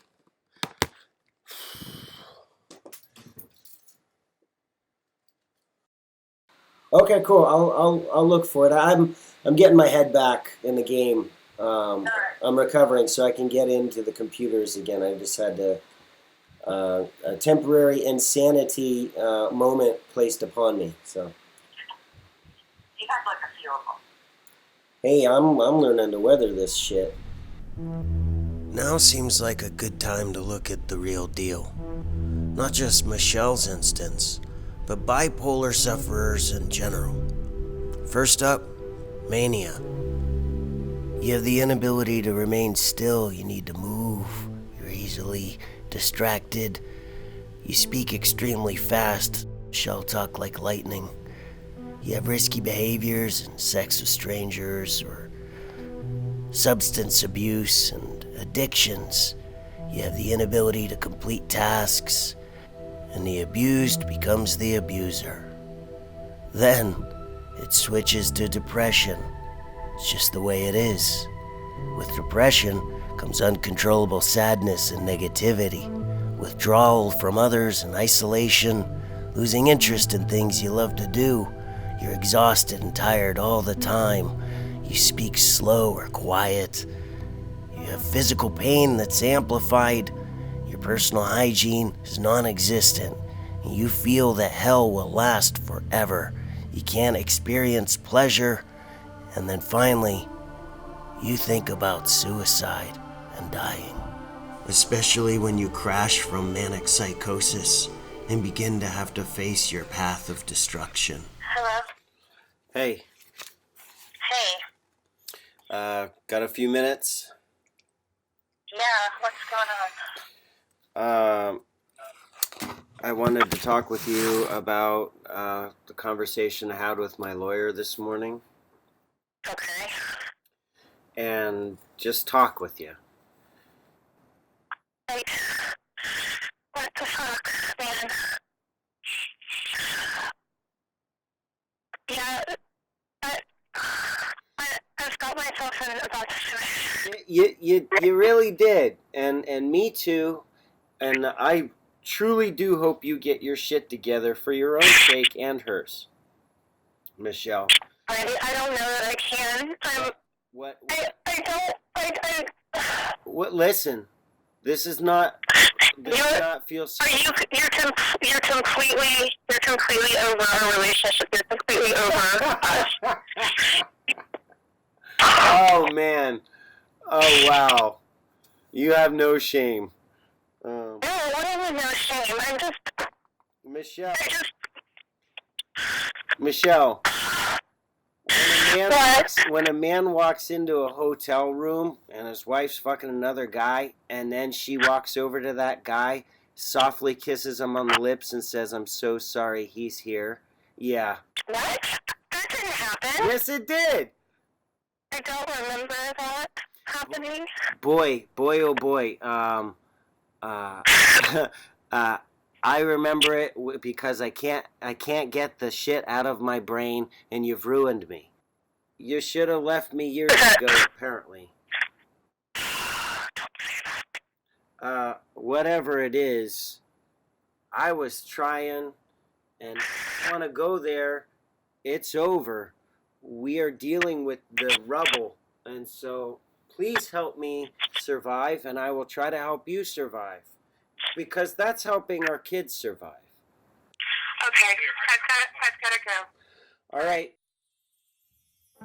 I had devised a parenting plan so Michelle could guarantee the safety of Charlotte. It involved drug testing, Charlotte reporting neglect or abuse, a medical treatment plan so that Michelle could get the help she desperately needed, and parenting time for Charlotte, spending time with both of us separately. I sent the document to Michelle and called her to talk about it. Hello. What are you doing? I'm pulling up the document. Oh, okay, here we go. Parenting plan for Charlotte to be implemented for her safety and welfare. This is killing me. Michelle, look, you made your decisions, and these are the consequences for it. I'm sorry if manic you really fucks it up for regular you, but manic you is like the Incredible Hulk that comes out in the summer, and she's back every year.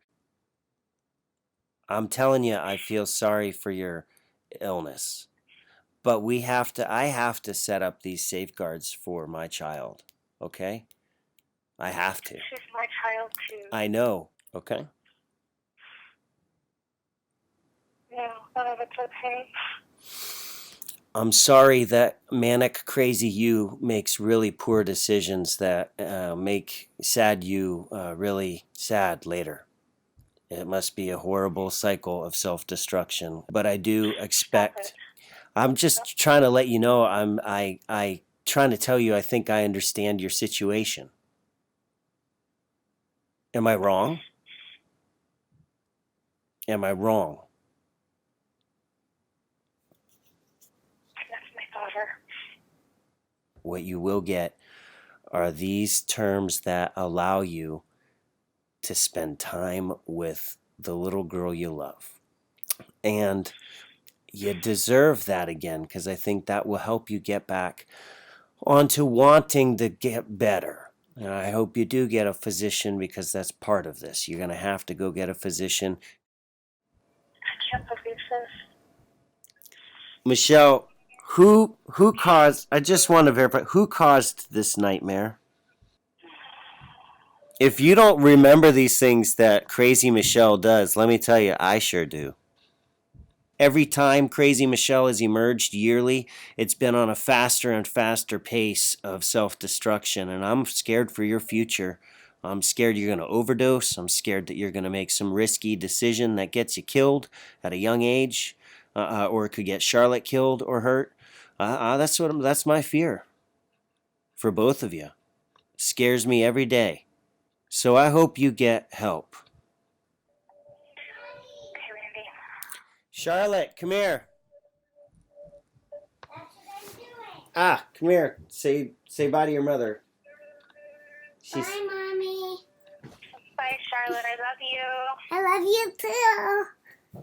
Okay, I'll see you soon, I hope, okay? Oh, come on. Okay, all right. Hey, I'm going to run. Bye.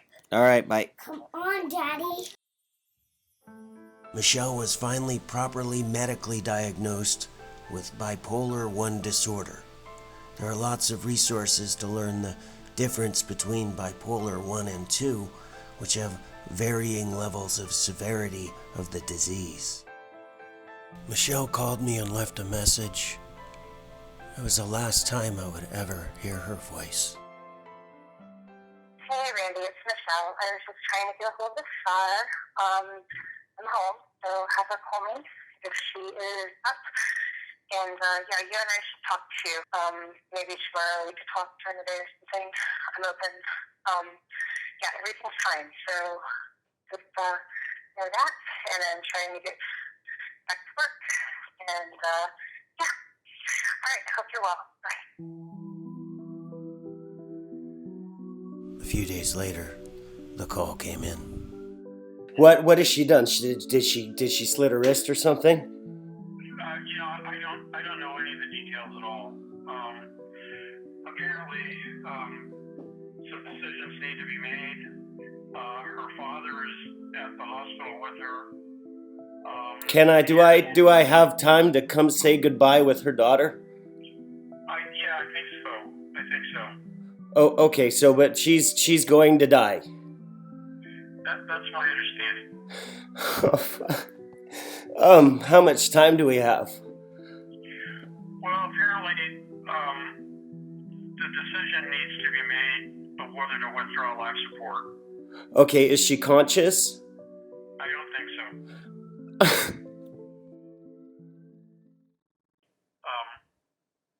And my understanding is nobody is going to make the decision to take her off of life support other than you.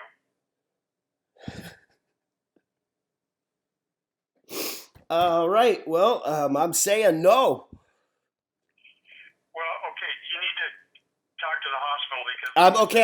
I'm gonna call them now. I've got your number here. And I'm sorry. Your last name again? Okay. What? All right, I'll let you go. I am calling you from my cell, so if you need to call me back, you can call me on the cell.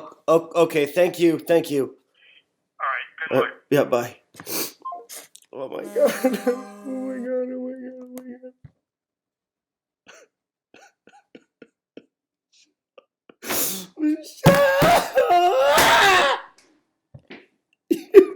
Fuck.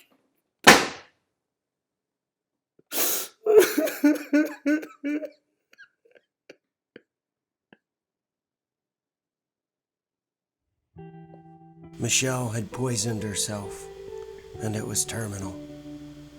Charlotte was able to say goodbye to her mother one last time. Michelle's body survived for a few more days, and saying goodbye to the love of my life was the hardest moment of my existence to date. This is it.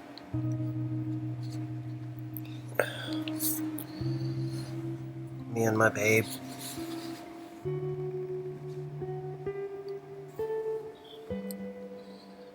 Yeah. End of our story together in this world.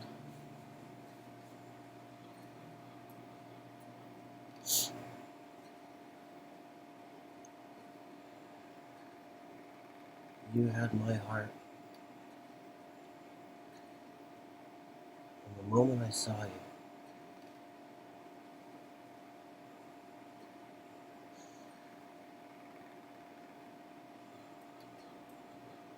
You couldn't break my love for you.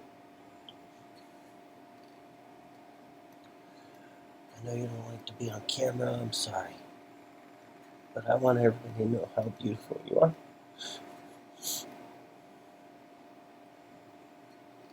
And you fought like the Leo you are.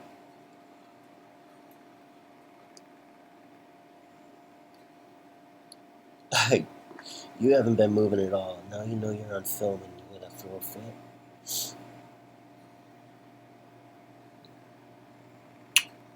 That's my fighter.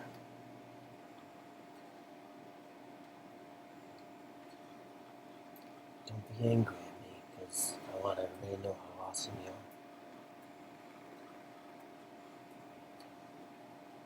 Michelle. You're so beautiful.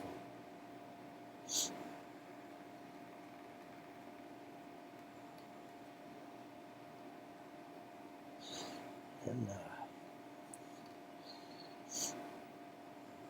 yeah, this is it. I don't know how to say goodbye, so I'm just saying it. We're gonna go to the lighthouse, set you free. Babe. I can't. I don't know how beautiful you are.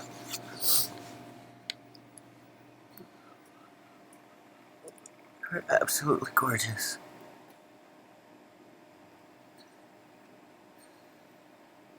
I'll never stop loving you. Ever.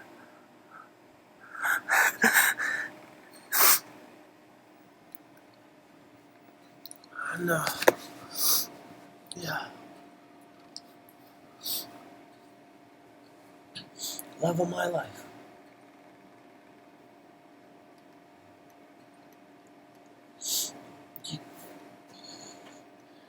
You finally beat the demons. They didn't beat you. You finally beat them.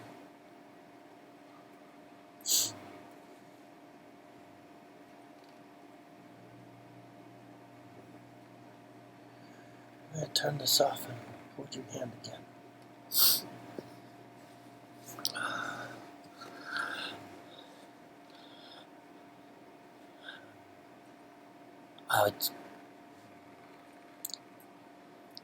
I don't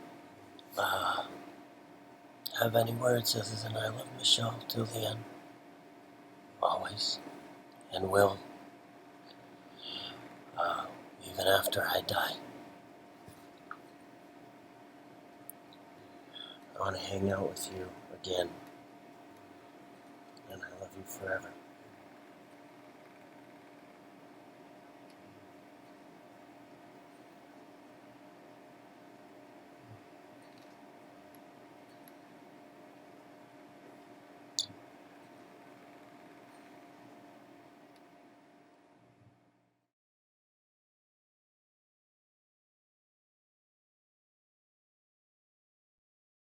Michelle left a note for Charlotte.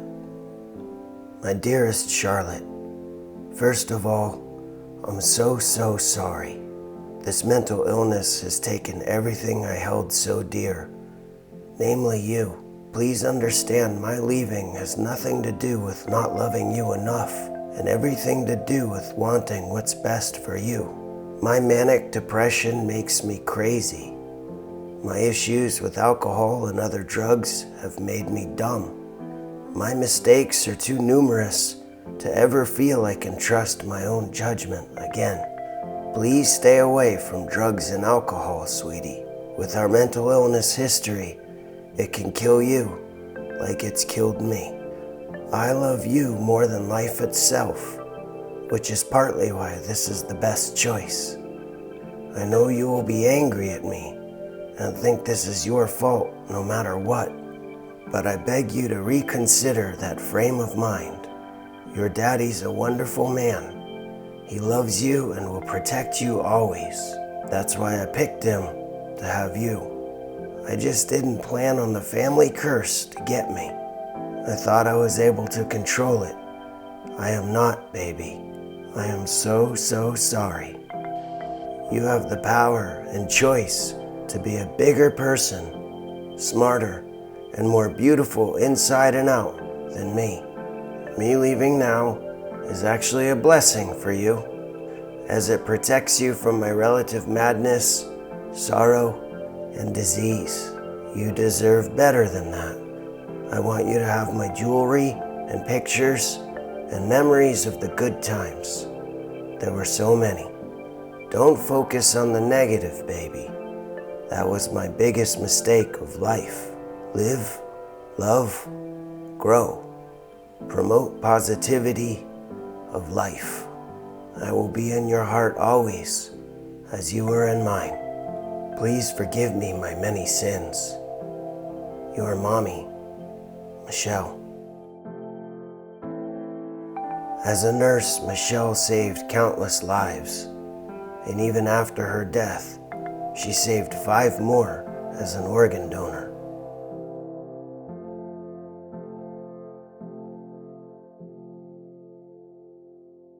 I hope our story has done something positive for you. I know I have forgiven Michelle. I hope you find forgiveness in your life as well. Thank you for watching.